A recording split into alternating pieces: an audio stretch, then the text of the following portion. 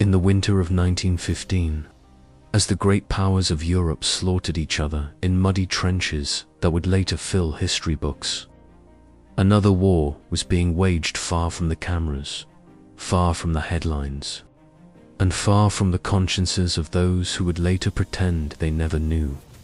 Because in the mountains and plains of what was then the Ottoman Empire, entire Christian communities were being quietly erased in a campaign so thorough that even their memory would be targeted for destruction.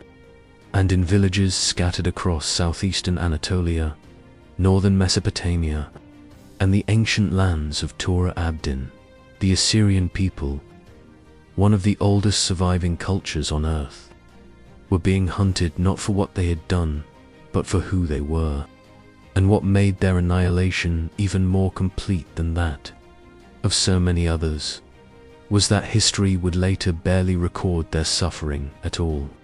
Because unlike the Armenians, whose genocide eventually forced its way into public awareness, the Assyrians were too few, too isolated, and too politically inconvenient to be remembered, and so their deaths would be buried beneath treaties, borders, and silence.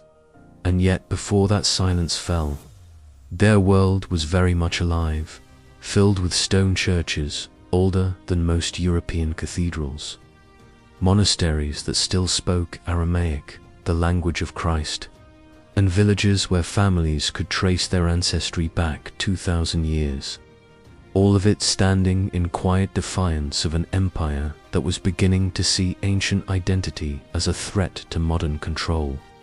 And when the young Turk government in Constantinople decided to reshape the Ottoman state into a homogeneous Turkish nation, anyone who did not fit that vision became expendable.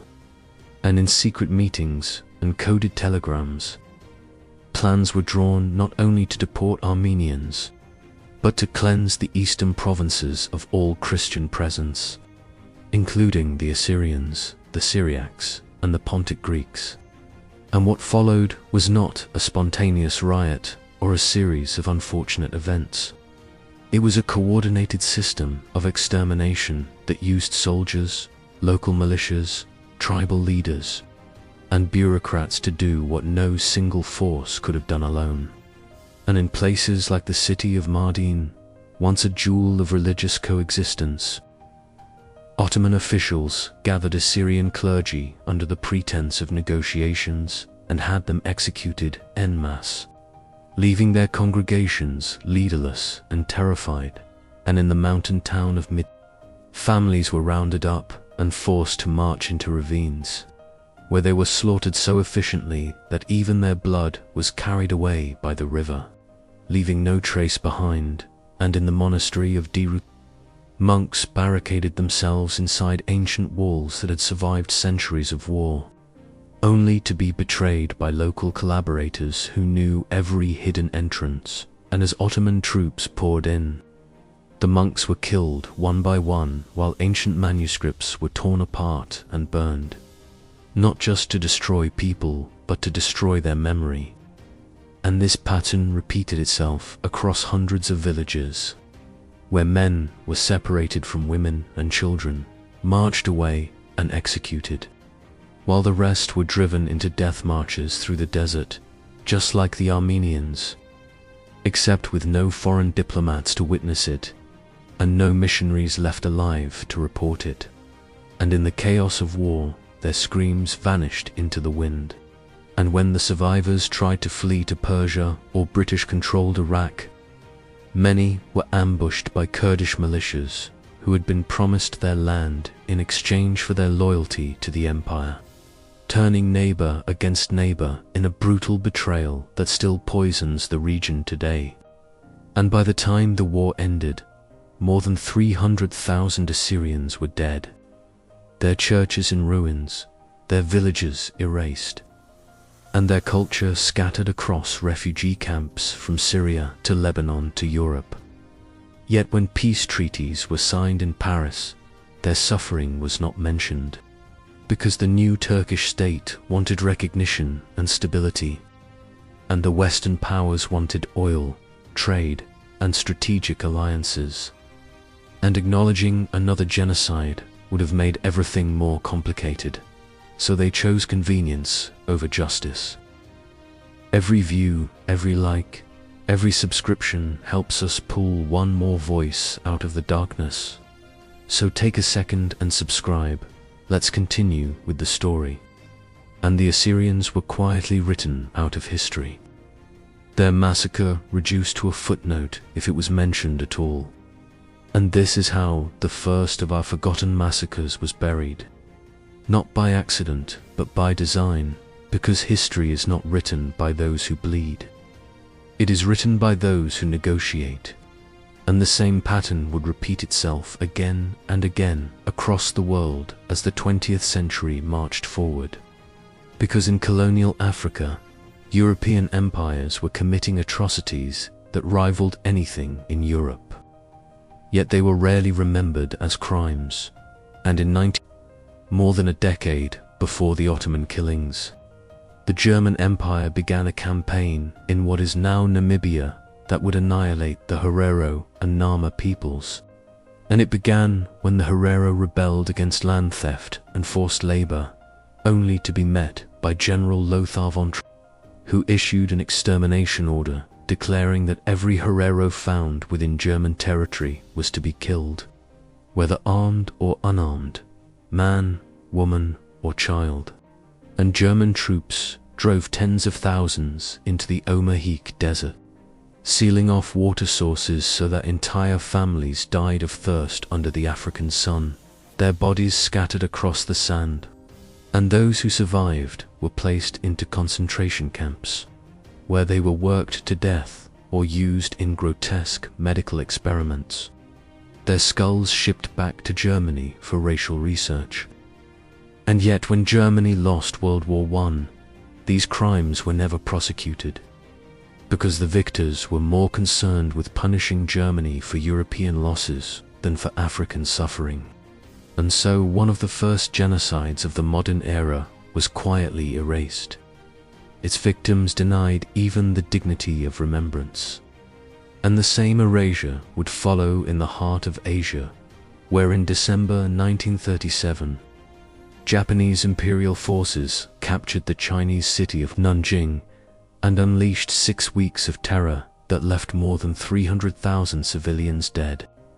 Yet even after the war, powerful political interests in Japan would deny or minimize the massacre, rewriting textbooks and silencing survivors.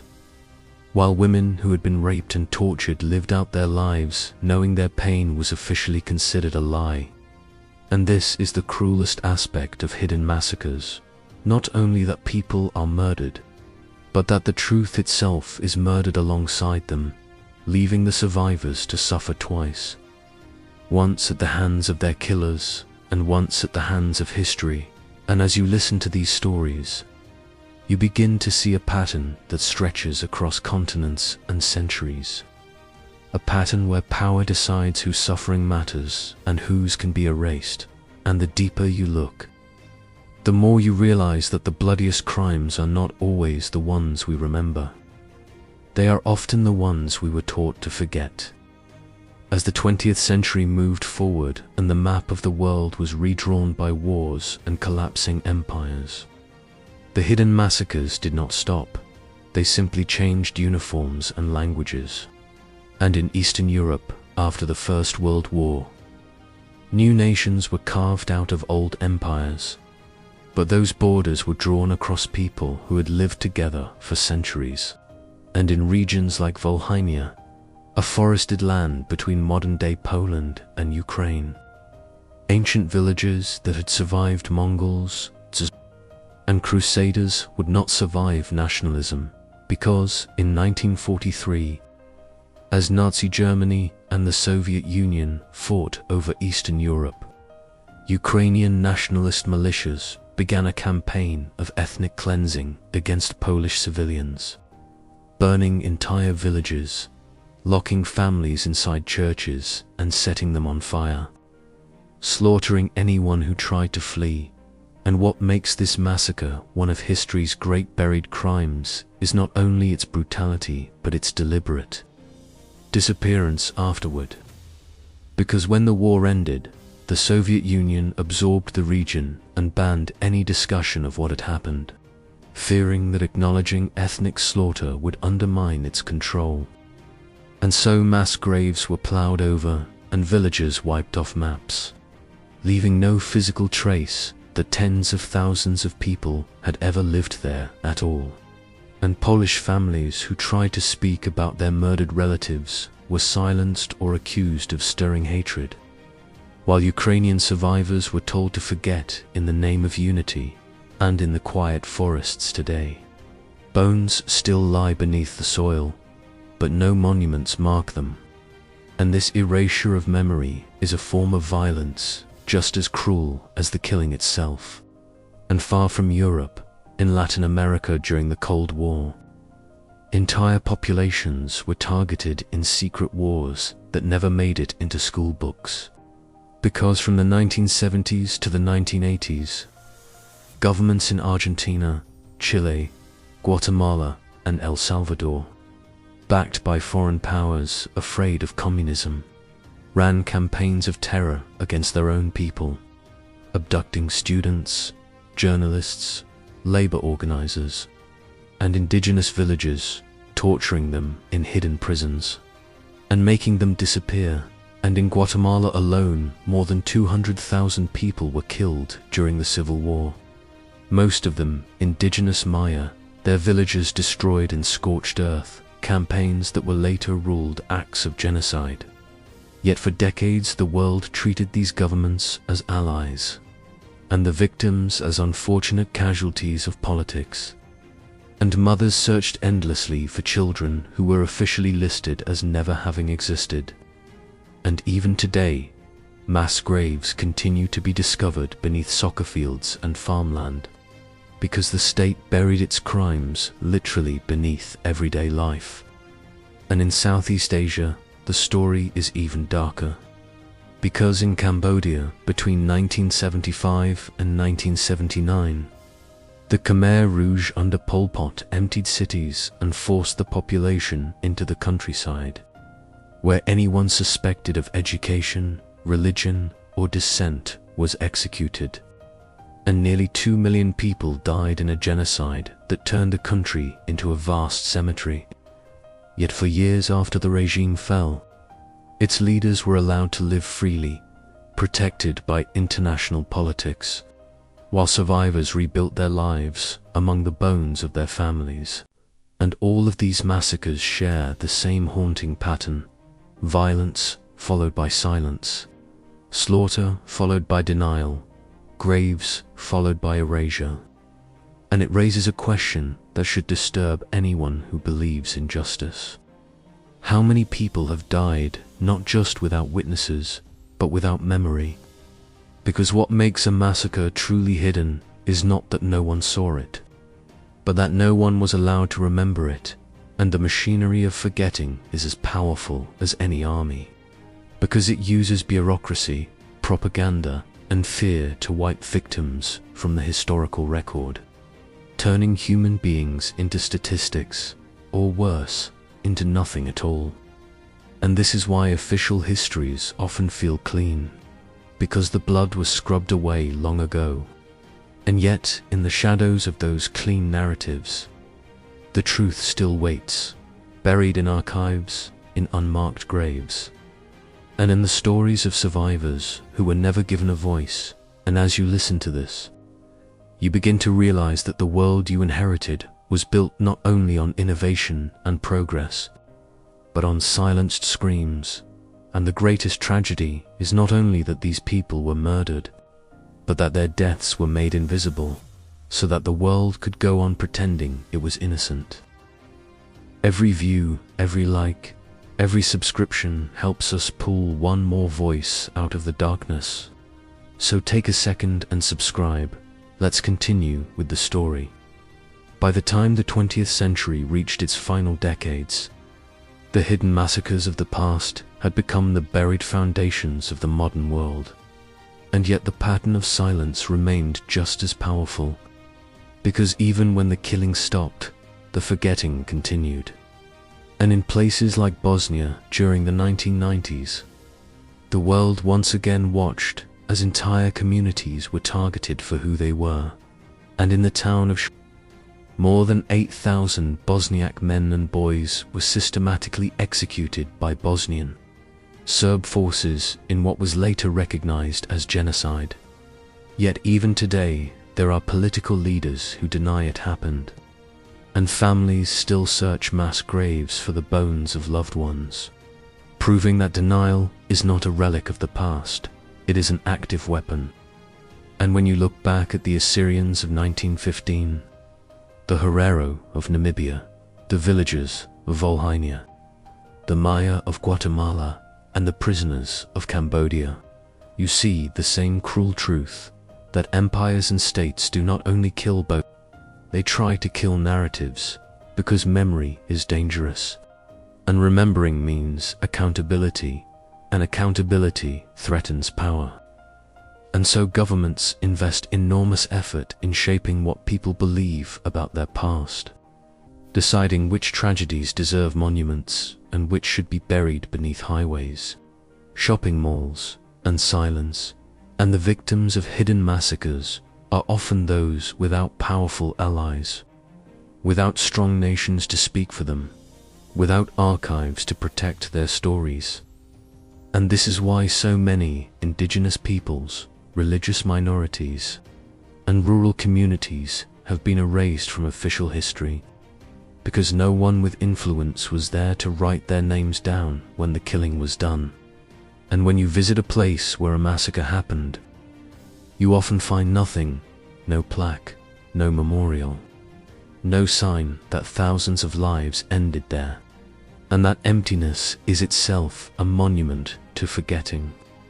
Because the absence of memory is not neutral, it is a choice. And survivors carry that weight for the rest of their lives. Because to lose your family is unbearable, but to lose their memory as well is a second death.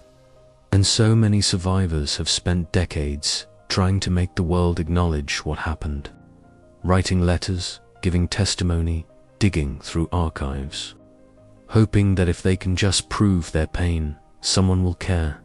And yet time is cruel, and witnesses die, documents disappear, and denial grows easier with every passing year.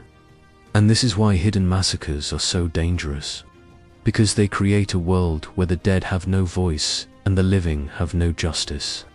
And the further we move from the events, the easier it becomes for powerful groups to rewrite them, turning victims into rebels, executioners into heroes, and crimes into necessary actions.